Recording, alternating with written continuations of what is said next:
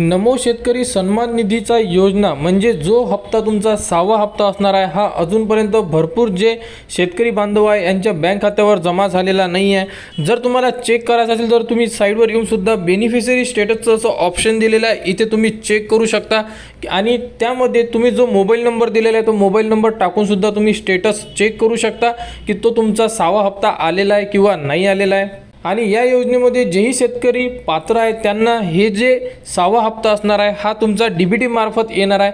तर यामध्ये जे तुमच्या आधार कार्डला जे बँक लिंक असेल त्यामध्ये हा हप्ता तुमचा जमा करण्यात येणार आहे। आणि यामध्ये अजूनपर्यंत भरपूर जे शेतकरी आहे त्यांच्या खात्यामध्ये पैसे आलेले नाही आहे। मुख्यमंत्री देवेंद्रजी फडणवीस यांनी ऑलरेडी अनाउन्समेंट केलेली होती की जो तुमचा 6वा हप्ता असणार आहे हा तुमच्या डीबीटी मार्फत बँकमध्ये जमा करण्यात येणार आहे।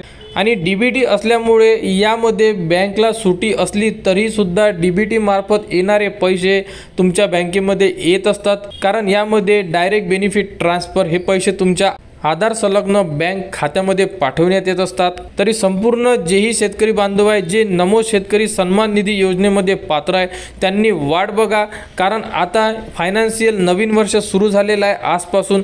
तर आज किंवा उद्यापर्यंत तुमच्या जेही शेतकरी बांधवांच्या बँक खात्यामध्ये पैसे आले नसेल तर ते पैसे तुमच्या बँकेमध्ये जमा करण्यात येणार आहे। नमो शेतकरी महासन्मान निधीची जी साईट आहे या साईटवर जाऊन सुद्धा तुम्ही बेनिफिशियरी स्टेटस ऑप्शन चेक करू शकता।